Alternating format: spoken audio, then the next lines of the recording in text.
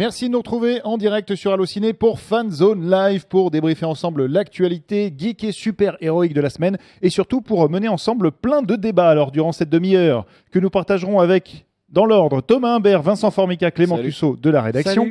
On va parler de Batman et Superman aux Razzie Awards, on va parler de la rumeur d'un Terminator 6, on va parler de Disney versus Pixar. Voilà, on va parler finalement de plein de choses intéressantes. N'hésitez pas évidemment à partager, à commenter. Vous participez à cette émission, vous le savez. Donc moi, je surveille vos commentaires et puis je viens injecter un petit peu de vos réponses et puis de vos exclamations et de vos pour et contre au sein de nos débats. Et puis on voulait faire une petite dédicace à Mathilde, évidemment, parce que voilà, si vous êtes habitué à cette émission, vous avez dû vous connecter en disant « Oh non, voilà l'autre con !» Alors, je suis désolé. Voilà, Mathilde, et elle m'a autorisé à le dire, est partie pour quelques mois nous faire un baby Groot, en fait. Voilà, donc elle reprendra sa place dans la Fanzone et dans Fanzone Live à partir de la rentrée prochaine. Donc on lui fait un gros bisou, on la salue de loin. Et évidemment, elle aura toute sa place. On fait juste que garder sa maison le temps qu'elle nous rejoigne. Ne zappez pas. Voilà, ne zappez pas. Alors, on va commencer tout de suite avec la première question importante et je vais donner la parole à Thomas. Parce que la grosse info qui est tombée cette semaine, c'était le titre de Star Wars épisode 8 qui était quand même attendu depuis finalement la sortie du Réveil de la Force. On se disait quel va être le titre du prochain. Et donc ce titre est The Last Jedi. C'est beau. Et alors, après, la grande question, parce que en fait, c'est une toute petite info qui est arrivée avec une petite affiche teaser aux couleurs rouges d'ailleurs. Mais à part ça, ça dit pas grand-chose. Mais enfin, le plus gros du travail a été fait quand même par les internautes et via des théories et des machins comme ça, des interprétations de ce titre. Est-ce que ça veut dire le dernier des Jedi ? Est-ce que ça veut dire le dernier Jedi, la dernière Jedi, les derniers Jedi ? Enfin bref, on peut imaginer un peu tout ce qu'on veut. Et donc il y a plein de théories. On va en faire une émission d'ailleurs. Et donc voilà. Soit beaucoup de gens pensent que c'est Luke Skywalker, puisque c'est vrai qu'on fait beaucoup mention de Luke Skywalker via ce nom-là dans les films précédents, notamment dans Le Réveil de la Force.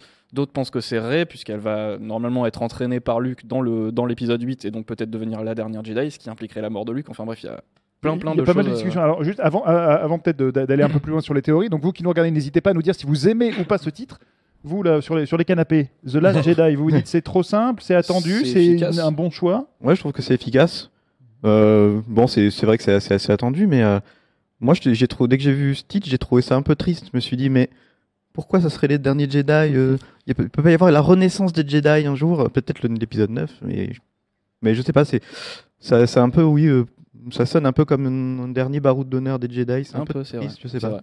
Moi, ce que j'ai aimé, c'est que avec un simple titre, ils ont lancé plein de débats, plein de discussions, et c'est ce que j'aime le plus avec Star Wars, c'est qu'on a envie d'analyser toute information, on a envie d'avoir des théories. Et pour The Last Jedi, je pense que oui, c'est dans la continuité de l'épisode 7, parce que si vous vous souvenez, le leader suprême Snoke parle du dernier Jedi Luke Skywalker et annonce le nouvel ordre Jedi qui serait mené par Kylo Ren.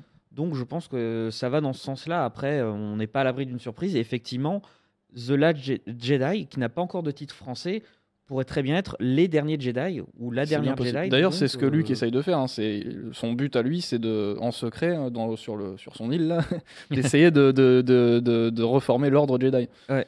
Et Snoke essaye à tout prix de l'en empêcher. On n'en a pas trop parlé dans l'épisode 7, mais à mon avis, ça va être au cœur du 8. Ouais, je pense aussi. Ouais.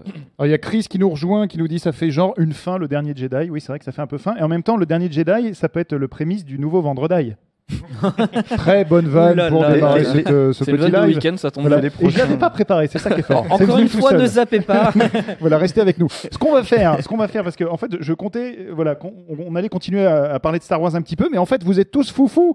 Vous parlez en fait de Batman v Superman. Donc, on va complètement péter le conducteur qu'on avait prévu pour l'émission, et on va passer tout de suite, voilà, à la news Batman versus Superman. Donc pour ça, je passe la parole à Vincent, et puis après, on reviendra sans doute sur Star Wars, mais donc.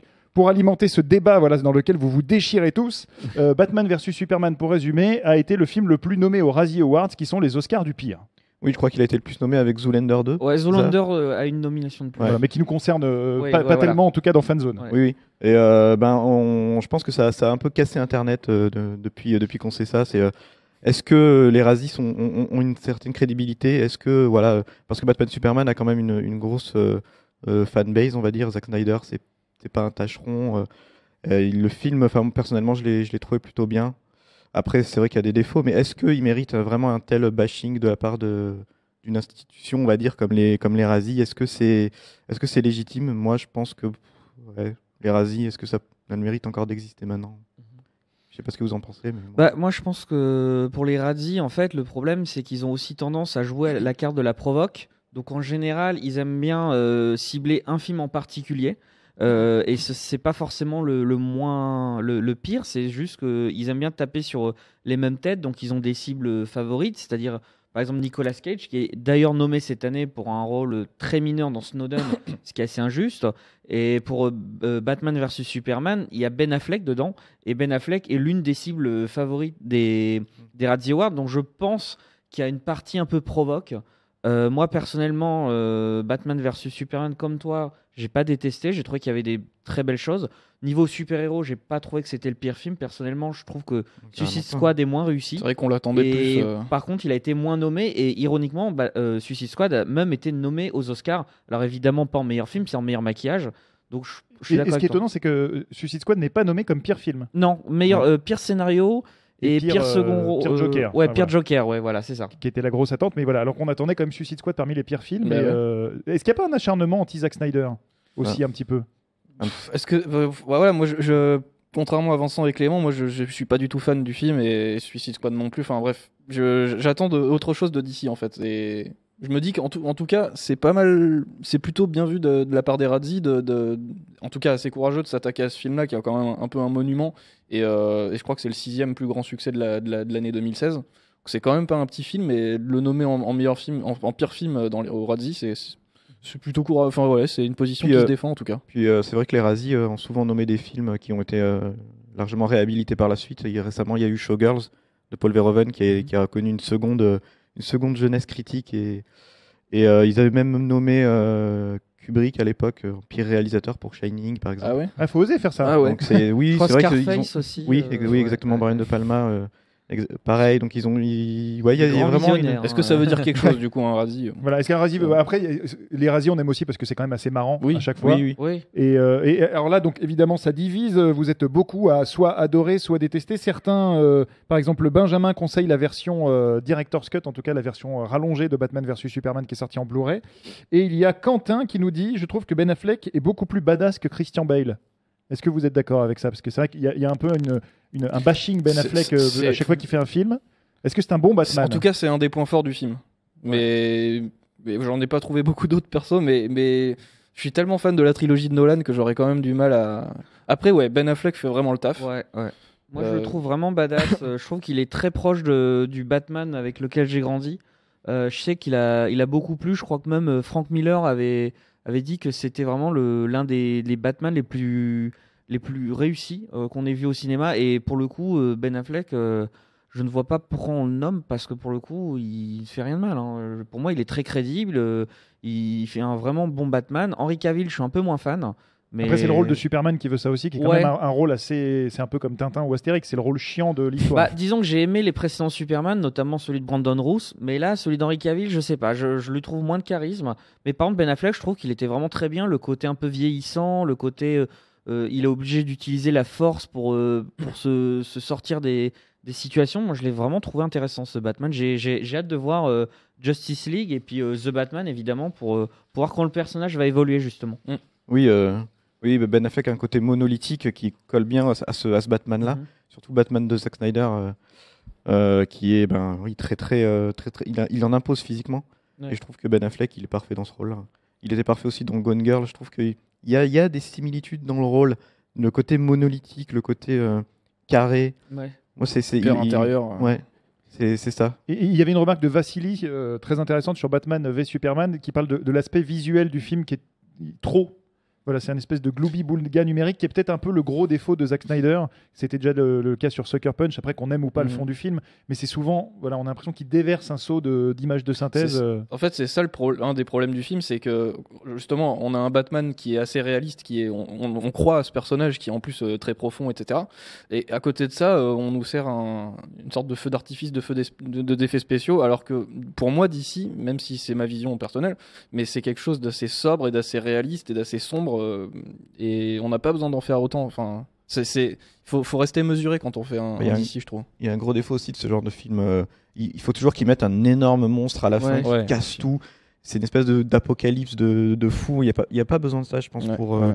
faire un bon film de super-héros. Et puis c'est aussi un film qui essaye de placer un univers connecté tel que l'a fait Marvel en 8 films, mais en 2h30, c'est beaucoup plus compliqué. c'est ça, c'est qu'on sent qu'il y a des scènes rajoutées, celles où on introduit les personnages de la Justice League. Je pense qu'ils auraient dû vraiment rester avec Wonder Woman. Là, les caméos de Flash, d'Aquaman n'étaient pas forcément très bien placés, on comprenait pas et c'était assez malvenu. Je crois que c'était mal introduit et de toute façon, il y aura d'autres occasions. Je pense que là, ils ont voulu rattraper 5 ans de retard et en un film. Mais vu tout ce qu'il y avait à faire dans ce film-là, franchement, enfin, c'est limite une mission impossible. Et donc le résultat est pas si honteux que ça en tout cas. Je trouve Finalement. aussi. Il y avait une remarque intéressante de Chris aussi qu'on salue, qu'on salue, pardon, parce qu'on va pas te salir. Chris, ça n'a aucun sens. Les DC Comics sont mieux en animation, et c'est vrai que souvent ce sont ce qu'on appelle des DTV, des direct to vidéo chez nous, souvent réalisés par Jay Oliva, qui est un peu le monsieur qui supervise, on va dire, l'univers DC en animation.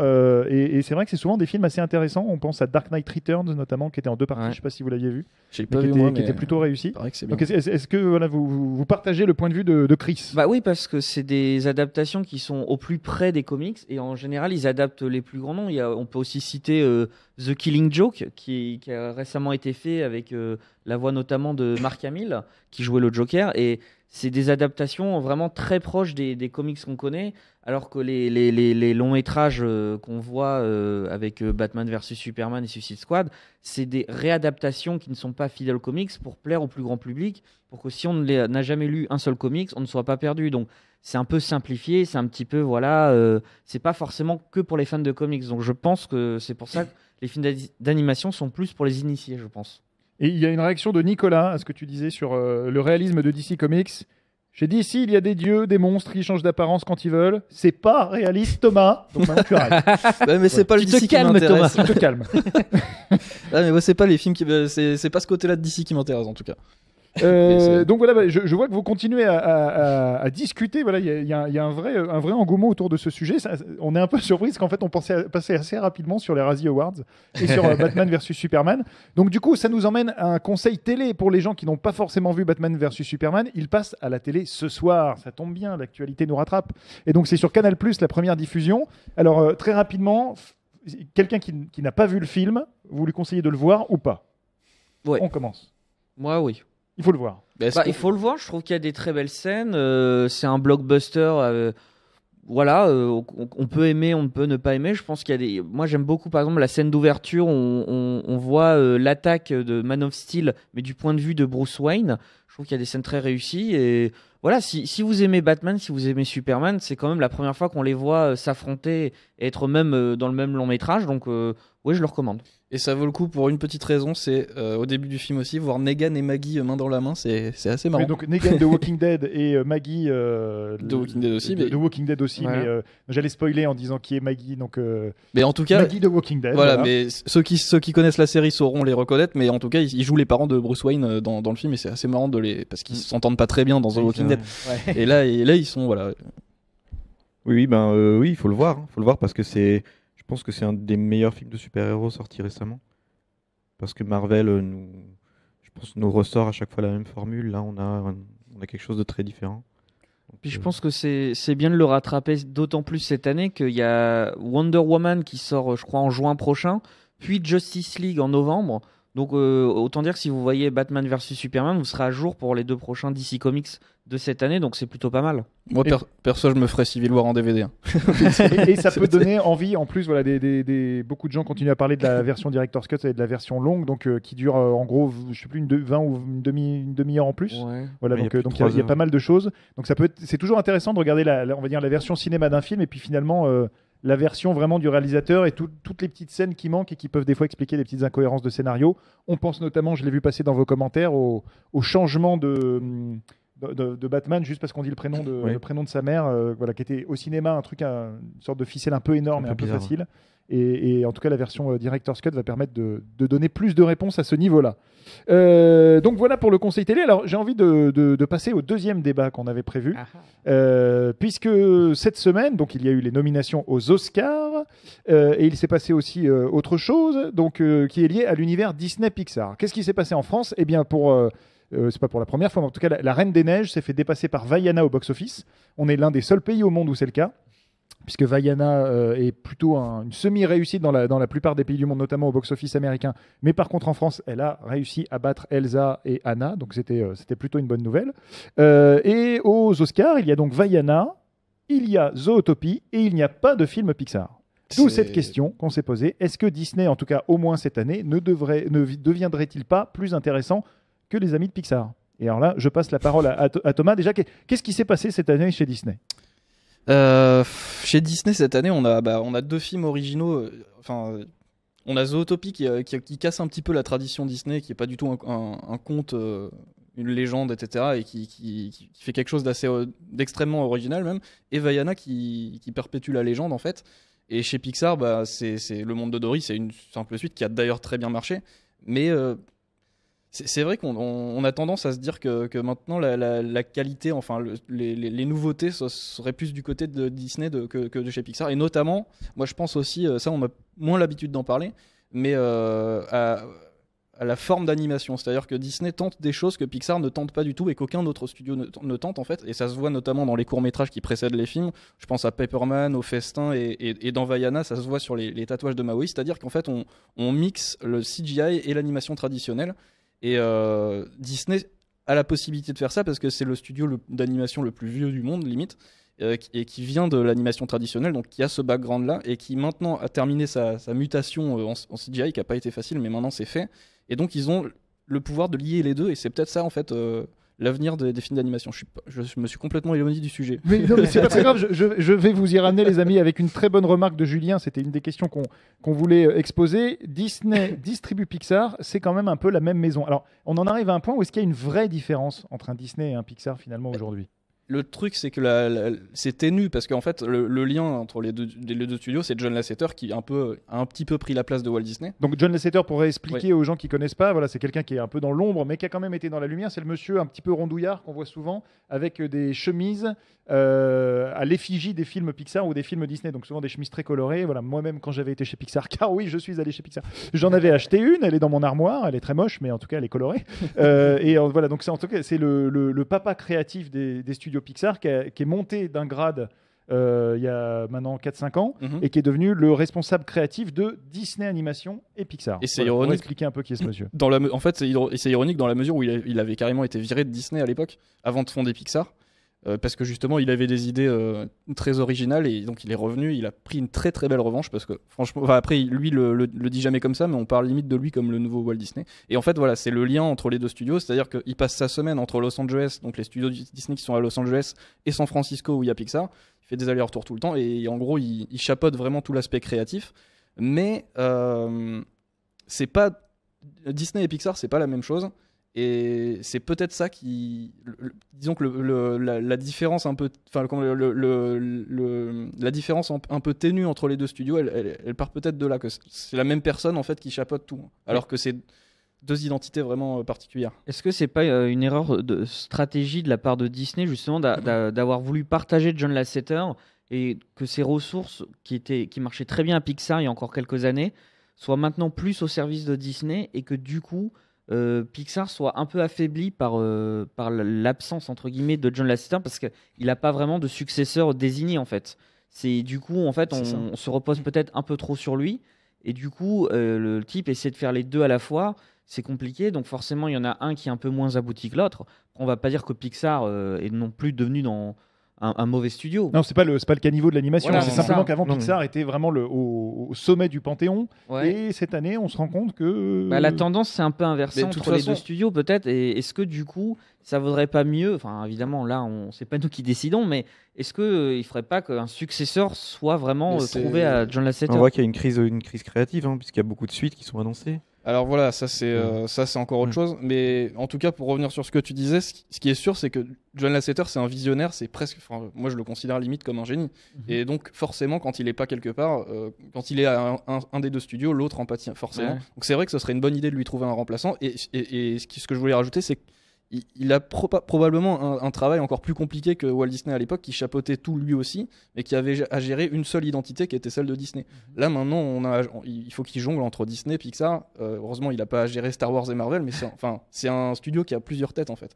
Et c'est autrement plus compliqué. Et c'est un peu le même souci chez Ghibli. Je sais que tu avais rencontré le réalisateur de Your Name, qui est l'un des beaux succès animés de la fin d'année, donc là qui nous vient du Japon.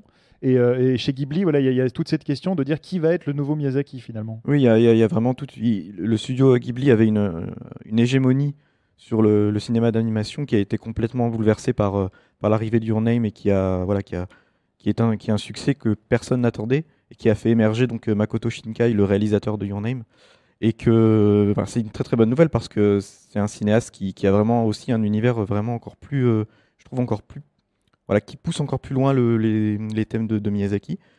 Et il faudrait peut-être un Makoto Shinkai américain qui pourrait nous sortir un univers aussi puissant que celui que nous proposait John Lasseter. John Lasseter. Ouais. John Lasseter. Donc je pense qu'il faut vraiment quelqu'un qui prenne sa succession. Et il y a aussi la question de l'originalité qui commence à être au centre de tout, parce que finalement cette année, Pixar a sorti Le Monde de Dory, qui, au-delà de sa réussite formelle, est quand même un film pas forcément original, puisque c'est donc une suite, là où Disney sort 2 films originaux. Vaiana peut-être pas totalement original, parce qu'on a l'impression quand même d'avoir vu pas mal de choses du film, mais Zootopie, c'est vraiment un vrai film original. Donc est-ce qu'il n'y a pas aussi une crise d'originalité, et comment elle va se résoudre dans les années à venir, puisque Pixar, je crois, sort énormément de suites. Disney va pas forcément partir sur des films très originaux non plus. Donc c'est un peu ma crainte, c'est-à-dire que là Disney est en plein âge d'or et tout va bien et c'est génial. Mais dans les prochaines années, leur prochain film qui sort en début 2018, c'est Les Mondes de Ralph 2. On parle aussi de La Reine des Neiges 2, on parle de Gigantic qui est un projet original, mais ils se mettent à faire des suites au cinéma, ce qui n'était jamais arrivé de leur histoire. On a Bambi 2, le livre de la jungle 2, mais c'est sorti 30 ou 40 ans après les originaux. Et les suites, dans la tradition de Disney, c'est des direct to DVD. C'est Le Retour de Jafar, c'est Le Roi Lion 2. C'est jamais arrivé. Alors, si ça se trouve, c'est une très bonne idée. Moi, j'ai un peu peur parce que je me dis que ils ont fait le plein de personnages géniaux que tout le monde adore. Ils ont un bestiaire hallucinant. Dans les années 2010, on a Réponse, on a Elsa, Zootopie. Enfin bref, ils ont de quoi faire. Est-ce qu'ils vont pas se reposer sur leurs acquis de ces personnages-là au lieu d'en créer d'autres? Mais est-ce que les idées, j'ai un peu l'impression, notamment avec Disney, que maintenant toutes les idées doivent être utilisées au maximum. Et en plus, il y a une autre tendance qui commence à s'inscrire, c'est de réadapter les classiques en film live. Alors, personnellement, j'ai adoré Le Livre de la Jungle, donc voilà. Mais est-ce que maintenant, on est tellement à court d'idées, et je pense quand même qu'il y a toujours de bonnes idées dans la nature, mais est-ce que maintenant, les succès aussi de Disney, parce qu'on parle quand même de films qui ont tous dépassé le milliard de dollars au box-office cette année. Est-ce que du coup, maintenant, c'est pas aussi quelque chose qui pénalise la créativité? Et on se dit, avec ces franchises-là, on va faire le milliard, là où si on tentait un truc un peu plus hors des sentiers battus, on n'aurait pas ce succès-là, et donc on pourrait pas avoir un tel succès. Non, mais t'as tout à fait raison. De toute façon, c'est le nerf de la guerre, c'est l'argent, et comme ces films-là marchent particulièrement, en fait, toutes les filiales de Disney, que ce soit Disney Live, que ce soit Star Wars, Lucasfilm ou Marvel, on reprend des choses qui ont déjà marché. Et l'animation, que ce soit Disney ou Pixar, c'était un peu le seul secteur dans lequel on osait des choses. Et moi, j'espère vraiment qu'ils vont continuer parce que c'était les seuls projets originaux Disney. Et les seuls, il y en avait quand même beaucoup. Il y en avait un par an ou deux. Mais c'était en animation. C'est vrai qu'on peut se poser un peu la question, est-ce que Disney ne devient pas peut-être un peu paresseux? Parce que la prochaine adaptation de La Belle et la Bête, c'est quasiment du plan par plan du classique, d'après les premières images. C'est les mêmes chansons et tout. Ouais, donc alors est-ce que ça a un réel intérêt? Ouais. Moi, j'espère qu'ils vont pas le devenir en tout cas. Mais sur La Belle et la Bête, c'est assumé totalement. Et en fait, ils veulent vraiment En gros, on vous rappelle vos souvenirs d'enfance en live. Mais En tout cas, sur l'animation, j'espère vraiment qu'ils vont pas le devenir paresseux. Ouais. Ouais, On le souhaite aussi. Donc, en tout cas, pour rappeler les prochains projets, du côté de Disney, il y a Gigantic. Alors, que Thomas présentait comme un film original, mais qui ressemble quand même beaucoup à Oui, Jacques et le haricot ouais. magique, quand même. Il y a la suite des mondes de Ralph qui se passera sur Internet, c'est ça. C'est Ralph Exactement. quitte le monde des jeux vidéo et part sur le web. Donc, ça peut être marrant. Thomas, on en parlait avant, tu me disais, ça peut être le vice-versa des jeux vidéo. Ouais. Et ça peut être assez intéressant. Ouais. Et du côté de Pixar, il y a donc Cars 3 qui sort cette année, il y aura les Indestructibles 2, il y aura Toy Story 4 et il y aura Coco, Coco. qui est quand même Fin d'année. un film original qui s'adresse, chez Pixar c'est toujours un public mondial, mais qui va s'adresser, je pense qu'il va toucher au cœur le public latino-américain, un petit peu comme Disney a fait avec la princesse Elena des Avalor. Mhm. Ouais. Parce qu'il y a aussi quand même cette question de marché, c'est-à-dire qu'il faut aller sur des marchés émergents et sur des spectateurs qu'on n'avait pas touchés jusque-là. Et alors Coco, très rapidement, donc l'histoire d'un petit garçon qui a une guitare, ce qu'on a vu sur le premier visuel. Ouais, il n'y a pas beaucoup plus d'informations. On sait que ça va se passer durant la fête des morts. C'est une tradition mexicaine. Que ce sera un film musical. Alors, musical, ce sera probablement pas une comédie musicale comme La Reine des Et il Neiges. y aura des chansons. Voilà, Est-ce qu'il y aura des chansons? Ce qui est bien chez Pixar, c'est qu'il n'y a pas de chansons. Ben, on sait Et pas. si, là, Mais il y en aura tout cas, peut-être non, des mais musiques quand même. en tout cas, c'est centré autour du thème de la musique. Est-ce que ça veut dire qu'il y aura des chansons? Je sais pas. Mais la très bonne nouvelle, c'est que c'est réalisé par Lee Unkrich qui avait signé Toy Story 3, qui est juste un chef-d'œuvre. On a C'est- tous pleuré devant. C'était- Et pourquoi pas un jour C'est un grand Disney film. en stop motion? Un Disney en stop. ça serait intéressant, ouais, Ça c'est vrai pourrait que- être intéressant. Et on va terminer par une remarque très pertinente de Baptiste qu'on salue, qui nous dit Pixar tente plus sur la forme que Disney quand on regarde le photoréalisme de Arlo, l'intelligence de la mise en scène de Dory et le trailer méta de Cars 3. Et c'est vrai que Pixar, voilà, et notamment à travers ses courts-métrages, et ça nous permettait de rappeler que le très joli Piper avec son petit oiseau, qui était donc diffusé en avant-programme de Dory et qui est juste un petit film magnifique, et lui nommé aux Oscars. Donc il y a quand même Pixar aux Oscars cette année. Et il y a de fortes chances qu'il remporte l'Oscar du meilleur court-métrage animé. Et le court-métrage qui précédera Cars 3, qui s'appelle Lou, et on a juste vu un dessin en fait, moi m'intrigue énormément et on a l'impression qu'ils vont être pour le coup très originaux.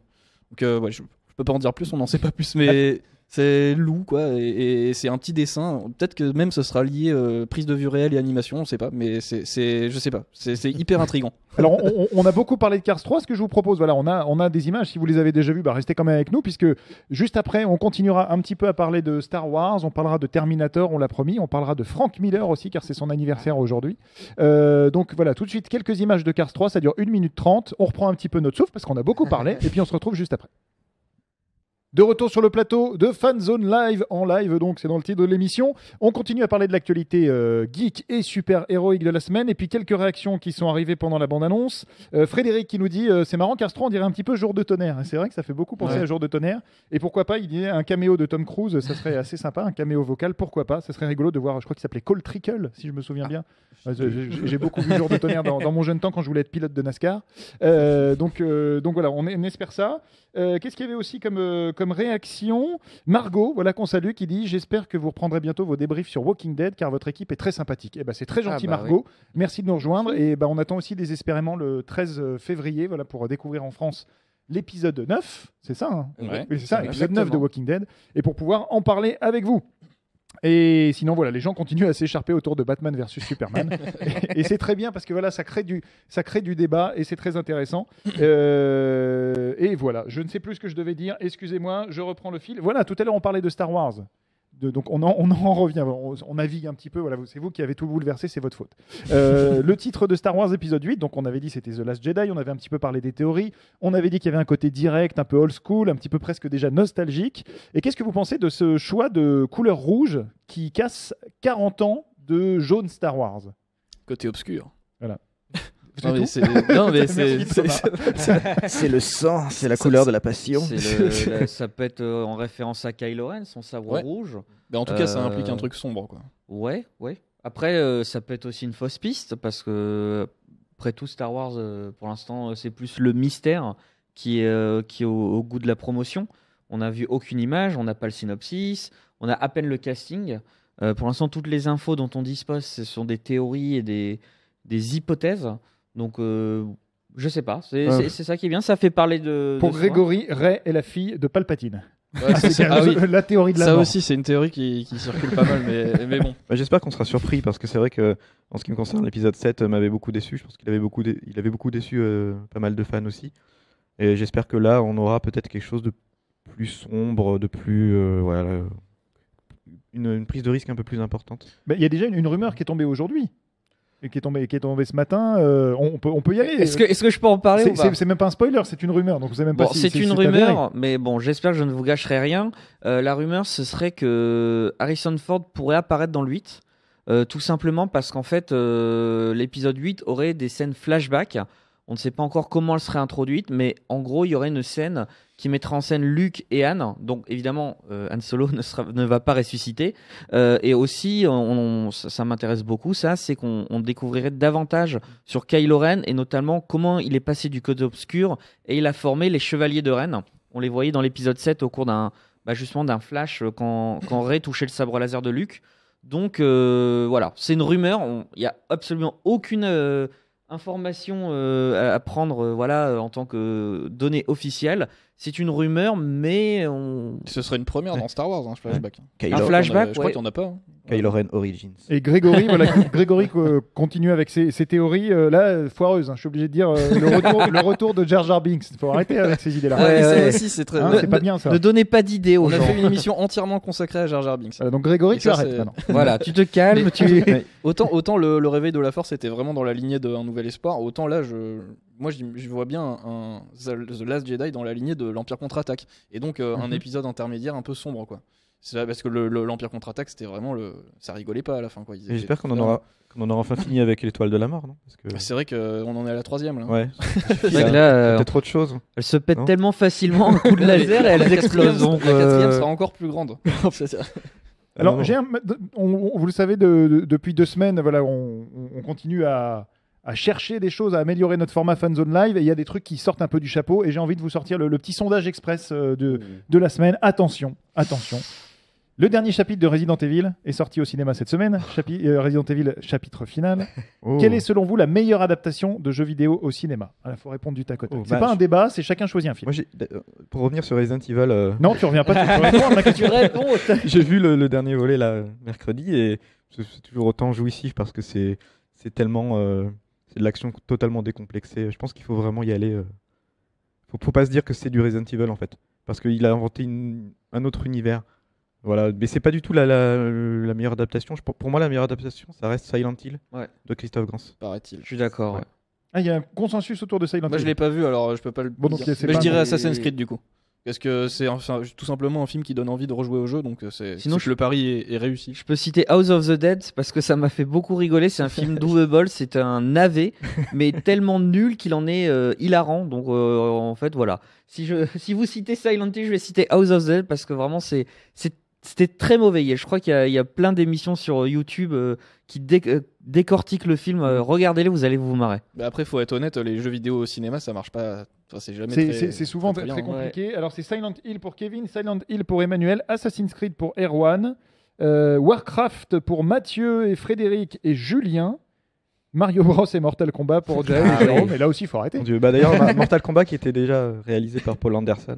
Ah oui. À qui on Ah doit. bah oui, avec Christophe Lambert. Et, voilà. Et si on se place par contre sur le vote des spectateurs, puisque vous savez sur Allociné vous pouvez laisser vos étoiles et vos critiques et on vous recommande chaudement de le faire, et ben c'est Warcraft qui est vraiment le mieux noté. Assassin's Creed qu'on attendait assez haut et finalement un peu dans le milieu de tableau. Je crois que c'est 3,5 et là où Warcraft à 4,3. Donc ce qui est quand même une note assez énorme. Moi, je partage pas trop le truc. Voilà, je ne partage pas forcément non Je plus, suis- mais en tout cas les... En tant que nain chasseur niveau 78, 4,3 ça non. me paraît élevé, mais moi j'avais beaucoup aimé. En plus, en étant vraiment pas du tout connaisseur du jeu vidéo, ça m'avait bien emporté cet univers. On referme la page sondage et n'hésitez pas, encore une fois, à aller jeter un œil sur Allociné. On a justement compilé un classement des adaptations de jeux vidéo de la plus mauvaise selon vous à la meilleure, donc avec Warcraft en premier, mais c'est intéressant de voir qui est dernier et ce n'est pas House of the Dead. Voilà, je fais un petit teasing et puis je vous invite aussi à lire un papier de notre confrère de la rédaction Olivier Palaruelo qui revient sur l'origine de Resident Evil au cinéma et pourquoi George Romero n'a pas signé, parce qu'il était au départ annoncé sur le film, pourquoi George Romero n'a pas signé la première adaptation de Resident Evil au cinéma. On a dit qu'on parlait de Terminator, il est temps de parler de Terminator. Parlons. Le Terminator va peut-être revenir. Oui, et là, pour une fois, c'est un projet qui est assez alléchant parce qu'en fait, il faut savoir que pour l'instant, les droits n'appartiennent plus à James Cameron. Mais en 2019, il va récupérer les droits de la franchise et en fait, il aurait dans l'idée de relancer la saga en fait avec un épisode il ne le réaliserait pas parce que là il est en train de préparer à peu près 10 avatars je crois, hein, je sais plus où on en est, mais en gros en fait il superviserait personnellement le prochain Terminator avec potentiellement il aimerait en tout cas que Tim Miller le réalise. Donc Tim Miller c'est un peu le réalisateur qu'on veut placer sur tous les films. Mais du coup là c'est vrai qu'on se dit si James Cameron supervise et pourquoi pas scénarise ce nouveau film, ça peut être très bien. Je pense que Genesis a un peu tué la franchise dans l'œuf parce qu'à la base ils voulaient en faire une trilogie, mais le problème c'est que ça n'a pas plu du tout et ça n'a pas marché. Je pense peut-être aussi parce que c'était mauvais. C'était même très mauvais, avec tout le respect que j'ai pour Schwarzenegger. Mais voilà, alors est-ce qu'il faudrait faire un reboot? Est-ce qu'il faudrait faire une suite? Est-ce qu'il faudrait faire un spin-off? Ça, je laisse James Cameron décider. On a juste appris hier, parce qu'on a eu au téléphone la productrice Gail Ann Hurd, qui est au passage à co-scénariser le premier Terminator avec James Cameron. Elle ne sera pas impliquée dedans, donc malheureusement, elle ne participera pas à cette nouvelle aventure. Par contre, je pense que ça peut être une bonne idée. Alors moi, évidemment, pour moi, le Terminator, c'est Schwarzenegger, mais j'en suis venu à me dire que ce serait peut-être pas si mal si on repartait de zéro. Après tout, Robert Patrick a fait un très bon Terminator dans Terminator 2, donc pourquoi pas quelqu'un d'autre? Et je pense que Genesis, c'était ça le problème, c'est qu'ils voulaient faire quelque chose de nouveau, mais en même temps s'adresser aux anciens fans, et ça marche pas. Je pense que ça ne rendait pas bien, et ils se sont mis trop de bâtons dans les roues en essayant de vieillir le Terminator, de trouver des justifications, et ça ne marchait pas du tout. Je pense qu'en fait, faut repartir de zéro. Pourquoi pas rebooter ou alors faire une suite, je sais pas. Une suite de En tout cas, Renaissance. tu viens de répondre à pas mal de remarques de nos amis dans les commentaires, justement par rapport à la présence ou pas de Schwarzy. La question qui se pose, c'est est-ce qu'il ne faut pas finir cette saga plutôt que de la rebooter? Est-ce que finalement un dernier épisode pour reboucler avec pourquoi quelqu'un est reparti dans le présent et en fait enfin terminer cette boucle temporelle et puis laisser Terminator là où il est? Moi, j'aimais bien ce qu'ils avaient amorcé avec Renaissance. Ouais. J'aimerais bien voir la suite de ça parce que franchement, c'était un quatrième. C'est pas vraiment le 4, mais en tout cas, c'était un épisode qui en tout cas, qui avait le mérite de faire découvrir des nouvelles choses. Et qu'ils étaient un petit peu pris les pieds dans le tapis sur la conclusion du film. Ouais. Parce que moi, j'avais beaucoup aimé le film, et la conclusion de mémoire, c'était le cyborg Marcus Wright, donc joué par Sam Worthington, qui donnait son cœur à John Connor. Ouais. Alors qu'en fait, il aurait pu prendre sa place et de se dire que John Connor était finalement une machine, amener quelque chose d'assez profond sur en fait une machine va mener la révolution contre ses collègues pour sauver l'humanité. Il y avait quelque chose d'assez philosophique et intéressant à mettre. Et par contre, cette idée de transplantation cardiaque en plein milieu du désert était quand même un gros ratage. Donc, globalement, pardon, Terminator. Non, mais je voulais juste te dire que, en tout cas, c'est une franchise qui est très riche. C'est un univers qu'on peut vraiment explorer encore. Il y a vraiment beaucoup de choses qu'on peut aborder. C'est vrai que moi, j'ai aussi beaucoup aimé Terminator Renaissance. On y voyait notamment Kyle Reese plus jeune. Et c'était intéressant. Bon, malheureusement, on ne pourra pas faire de suite puisqu'Anton Yelkin n'est plus parmi nous. Mais voilà, on avait prouvé qu'on pouvait faire autre chose. On s'était quasiment passé de Schwarzenegger. Il faisait un caméo, en fait c'était même pas vraiment lui puisqu'il était recréé numériquement. Donc voilà la preuve qu'on peut faire un Terminator sans Schwarzenegger et avec d'autres choses. Donc je pense qu'honnêtement les possibilités sont assez infinies. Après effectivement ne nous lançons pas dans une nouvelle saga, faisons un film, s'il est bien pourquoi pas une suite, mais pour l'instant vraiment je pense qu'il faut vraiment partir sur un film et pas comme Cameron le fait avec Avatar avec 5 suites d'un coup. Pourquoi pas? Moi, je trouve que, en tout cas, ça me donne envie de suivre ce projet.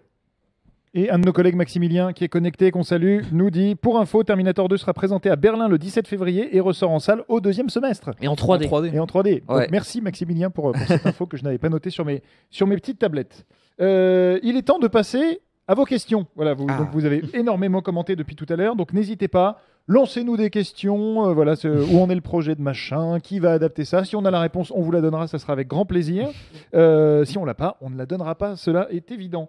Et pour amorcer un petit peu ça, parce que des questions sont arrivées au fil de l'émission, mais il est temps de les rassembler, de nous les reposer, parce qu'il y a énormément de commentaires, donc je ne peux pas remonter le fil. Une petite question sortie du chapeau, allez, encore une. Vous répondez aussi assez rapidement. Que ce soit DC, Star Wars, Marvel, est-ce que selon vous, c'est un nouveau médium qui est en train d'émerger, à savoir des séries sur grand écran? Ça y ressemble, ouais. Ouais, je pense que oui. Moi, je trouve À raison d'un épisode par an. Ouais, puis c'est de plus en plus connecté les films. C'est que maintenant, on voit ce qu'on appelle un stand-alone, c'est-à-dire un film consacré à un héros, mais il peut y avoir un crossover avec l'apparition d'un nouveau héros dedans, après des références. Par exemple, c'est ce que fait très bien Marvel avec les Pierres de l'Infini, où si on voit Thor, il y a des indices qui sont donnés, puis ensuite, si on rassemble le tout, ça forme une histoire vraiment complète. Donc oui, je pense que d'une certaine façon, on peut parler de ça, et je trouve que même c'est une très bonne chose. Ouais, après, le défi, ça va être d'arriver à connecter tous ces films et à en faire des univers connectés qui marchent comme des séries cinématographiques, mais en faisant en sorte que chaque film puisse se suffire à lui-même et qu'on puisse le découvrir unitairement. Oui, maintenant il y a une espèce d'industrialisation des franchises, parce que on tourne en numérique, on tourne vite, on tourne très rapidement. Voilà, toutes les années, on peut avoir un nouvel opus d'un long métrage de super-héros, par exemple, alors qu'avant, il fallait plusieurs années avant qu'un projet aboutisse, qu'une suite arrive. Là, on a une vraie industrialisation. C'est bon, c'est bien, c'est pas bien. Pour l'instant, j'ai pas de réponse, mais pourquoi pas, oui, le côté série est très intéressant. Alors, on n'a pas de réponse, mais on a beaucoup de questions. Ça y est, c'est arrivé. Alors, on commence. Et alors, chaque fois très rapidement. Hein. Grégory, des nouvelles de Arrow.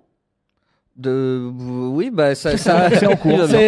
Des nouvelles de Arrow. Bah écoutez, ça a repris là ce mercredi. L'épisode est disponible d'ailleurs en VOD sur MyTF1 en VOST légalement. Vous pouvez le regarder légalement. Des nouvelles d'Arrow. J'ai pas vu l'épisode, donc écoutez, regardez-le. On en reparlera la semaine prochaine. Une question de Pays Vigon. Qu'est-ce qu'il en est de la suite de Prometheus, donc qui s'appelle Alien Covenant et pas Prometheus 2, qui sort, si je ne m'abuse, au mois de mai, qui ne sera pas au Festival de Cannes puisque ça sort le 10 mai.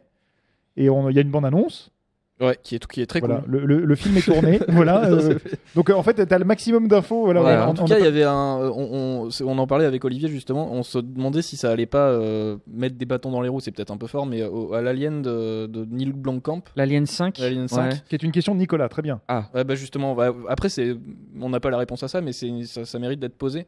Est-ce que les films vont pas se manger l'un l'autre, puisqu'ils s'appellent Alien tous les deux et que finalement c'est la suite de Prometheus, c'est Alien, c'est ce que j'ai reproché moi à ce projet, c'est que Alien Covenant, en fait on sait pas, on pense plus à un Alien 5 qu'à un Prometheus 2 en fait, et du coup c'est assez ambigu, et au niveau de la chronologie ça commence vraiment à poser quelques soucis. Donc, honnêtement, quand la bande-annonce est tombée, je savais même pas duquel il s'agissait, si c'était celui de Ridley Scott ou de Neil Blomkamp. Donc, mais je crois que Alien 5 pour l'instant est pas trop d'actualité. Je crois qu'il est un peu en stand-by là. Une question de Erwan, à quand une bande-annonce pour Thor Ragnarok? J'imagine que ça peut tomber pendant les Gardiens de la Galaxie numéro 2. Ouais. Qui sort en avril. Oui, ça serait assez logique que Marvel utilise sa nouvelle sortie pour promouvoir son bébé d'après. Quoi. Pas avant en tout cas, je pense. Pas avant. Et le tournage en tout cas c'est achevé en fin d'année dernière. Ouais. Il y a quelques photos qui commencent à circuler, mais la bande-annonce, selon nous, ça arriverait pour les Gardiens de la Galaxie. Une date de bande-annonce pour Game of Thrones saison 7. Oui, on aimerait bien. Pour l'instant, on n'a même pas la date de diffusion. Je crois que c'est encore en cours de tournage, je crois. En tout cas, ils ont tourné le gros de la saison. Malheureusement, faudra demander à HBO. C'est pas nous qui décidons, mais on est preneurs. Mais on a peut-être découvert la date. Ce serait peut-être le 25 juin, mais pareil, c'est pas officiel. Donc, wait and see, quoi. Des infos sur le film sur Flash. Il y a eu pas mal de questions là-dessus, parce qu'il y a donc une réécriture du scénario. Ouais, c'est ça. En fait, le film Flash, pas la série, ça part pas très bien pour l'instant parce qu'ils ont perdu successivement leurs 2 réalisateurs. Et en fait, là, ils se sont dit, on va repartir de zéro, on va réécrire entièrement le script. Alors, c'est le scénariste du Roi Arthur de Guy Ritchie qui sort cette année qui va s'y mettre. Le casting, pour l'instant, est toujours attaché. Donc, ce sera Ezra Miller qui jouera Flash. D'ailleurs, il sera dans Justice League. Par contre, il n'y a toujours pas de réal. Donc, pour l'instant, le film, il est en stand-by. Il est toujours d'actualité, mais on n'a pas plus d'infos. Et on a nos amis de la rédaction qui sont connectés. Je remercie Gauthier qui nous dit, pour info, Neil Blomkamp a balancé un tweet cette semaine en disant que Alien 5 était au point mort et que ça sentait mauvais. Bon, donc aux dernières nouvelles, voilà, ça permet de revenir sur la question d'avant. Donc je crois qu'on a commencé à faire le tour. Bon, vous avez beaucoup de questions, donc de toute façon on y répondra chaque semaine. On n'a pas forcément des réponses sur tout. Il y a Nicolas qui a posé plusieurs fois la question et je voulais terminer par ça. Des infos sur votre live entre Gore Verbinski et Alexandre Aja. C'est une très bonne question puisque ça se passera tout à l'heure aux alentours de 17h. Voilà, après l'heure est jamais précise puisque ça dépend de pas mal de paramètres. Mais donc ça va être une rencontre entre Alexandre Aja d'un côté, qui est donc un French Master of Horror que vous connaissez, et Gore Verbinski qui vient nous présenter son film Cure for Life qui sort le 15 février. Et donc ça va être une rencontre entre 2 cinéastes de genre, et pour échanger évidemment sur Cure for Life, mais sur leur vision du genre, sur la manière dont on aborde ça, comment on crée des images qui perturbent le spectateur, qui hantent un peu l'approche visuelle, voilà, plein de choses. J'animerai ça du mieux que je peux parce que je vais quand même être face à 2 énormes pointures, donc j'ai un tout petit peu la pression, mais ça se passera tout à l'heure à partir de 17h, donc on vous invite à suivre ça en direct. Et en tout cas, je pense que ça sera un chouette moment, très intéressant et plein de cinéma. Pour terminer ce live, parce qu'il est déjà l'heure de se quitter, et pour vous de retourner travailler ou de retourner en cours, parce que si vous, ça se trouve, vous nous regardez en cours et ça, c'est pas bien. Ouais. Ou d'aller manger. Hein. Voilà. Aujourd'hui, on fête l'anniversaire de... Non, j'allais oublier. Si. Non, je me mélange, excusez-moi. Non, ça, j'y viens après. Non, on termine par notre grand jeu. On a notre grand jeu qu'on avait initié la semaine dernière. Voilà. La rédaction contre les fanzoniens. Ouh. J'ai donc une question. Chacun son tour répond et le premier qui flanche n'a pas le point. Donc pour l'instant, la rédaction mène 1-0. Voilà, c'est que le début du concours. Chaque semaine, on aura une question. Et donc, on est parti. C'est citez-moi un adversaire de Batman au cinéma. Ah. Ah oui. Oui. Il faut qu'on réponde chacun notre tour. Vous pouvez, comme vous voulez, vous concerter. Donc on commence par la rédaction. C'est parti. Le Joker. Ouais, le Joker. On a le Joker. Bon. De votre côté. J'attends un peu parce qu'il y a un petit décalage entre le live et les commentaires. Allez, on peut le faire, les gars.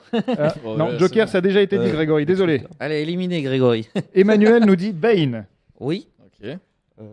L'homme mystère. Alors, je raye au fur et à mesure. On a l'homme mystère, c'est bon. Alors, hop, ça arrive. Gauthier nous dit l'épouvantail. Je prends. Il fait partie de la rédaction, c'est pas juste. Non, c'est un autre Gauthier. Ah, d'accord. Le pingouin. Le pingouin, je prends aussi. Continue, donc là, attendez, je surveille. Mr. Freeze. C'est bon de la part de nos amis internautes. Poison Ivy.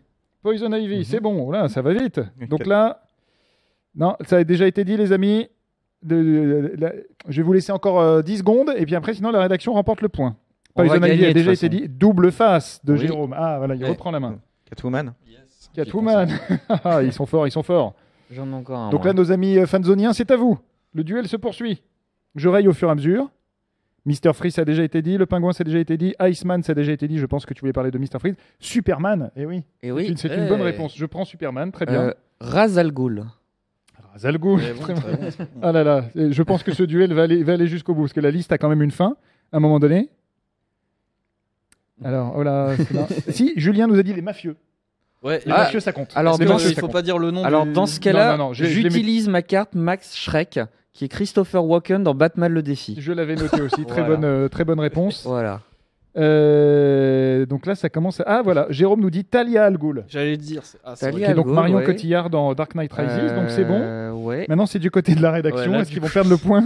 Ça commence à devenir tendu. Non, mais sinon, attends, dans Batman v Superman, il y a le Nemesis, là, le gros monstre. Doomsday. Doomsday, très bon. Ouais.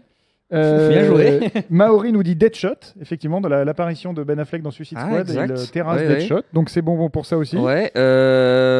Alors attendez. Ah, Est-ce que Harley Quinn ça compte vu qu'il poursuit les deux quand même dans oui, Suicide il Squad. y a cette scène de course poursuite normalement. Allez, je m'autorise, Harley Quinn. Ok, mais du coup, ils ont repris la main en disant Lex Luthor. Ah oui. j'allais le dire. Ça commence à être tendu. Là, c'est tendu. C'est Chez tendu. Burton, il y avait pas- Ouais, parce que Les amis, je pense que vous allez perdre. ouais. Il y a Constance qui essaie de me souffler un truc, elle est pas très vous- discrète. non, Constance, tu n'as pas le droit de participer parce que Constance, c'est la demoiselle qui est derrière la caméra. Elle n'a pas le droit de tricher parce qu'en plus, elle est connectée à Internet. Tu n'as pas le droit. Robin. On l'a Poison déjà Ivy, dit. ça a déjà été dit. Notre réalisateur vient de rentrer sur le plateau Qui aussi. t'a soufflé des trucs, aidez-nous quoi. Non, ben voilà. Écoutez, chers amis, vous avez gagné égalisation, un partout. Franchement, Voilà, C'était Très. serré. Bravo. On reprendra la semaine prochaine. Il en restait à peine quelques-uns. Alors, qui, par exemple J'avais noté Deathstroke. Bon, le film n'est pas encore sorti, mais ça sera Ah, le oui. prochain Batman. J'avais noté Henry Ducard, qui est Liam Neeson dans Batman Begins. Oui, mais c'est Ra's al Ghul. Non, Ra's al Ghul, c'est Ken Watanabe, monsieur. Ah bon Ra's al Ghul Ah est oui, une mais sorte oui, oui, d'identité, oui. ça se Ouais, transmet. Mais Liam effectivement, Neeson est un autre effectivement, personnage. Donc, effectivement. Ouais, ouais. Et il y avait celui qui s'appelle Bob the Goon, c'est-à-dire l'homme de main de Joker Jack Nicholson dans le Batman de Tim Burton. Ah oui, oui. Et il y avait les deux acolytes féminines et sexy de double face, c'est-à-dire Sugar and Spice. Drew Barrymore dans et Batman Vivica Forever. Fox. Voilà, non, c'est pas ça. Non, c'est Debbie Mazar. Debbie Ah Mazar oui. et Drew Barrymore. Et donc voilà, on arrivait vraiment bon là, on arrive vraiment à la pointe Voilà. de la pointe du geek. hein. On a perdu avec les honneurs. hein. Égalisation en tout cas. On termine en souhaitant un très bon anniversaire à Frank Miller. Je le disais, aujourd'hui, Frank Miller a 60 ans. Mhm. pile poil aujourd'hui, même pas cette semaine, c'est aujourd'hui, donc c'était important pour nous. On sait qu'au niveau de sa santé, c'est un peu compliqué, Ouais. mais voilà, et donc voilà, on voulait le remercier pour toutes ses œuvres, même si des fois c'est des trucs à la limite du réac, comme on dit. Ouais. Mais en tout cas, c'est grâce à lui qu'on a eu Batman v Superman, qu'on a eu 300, qu'on a eu plein d'autres choses.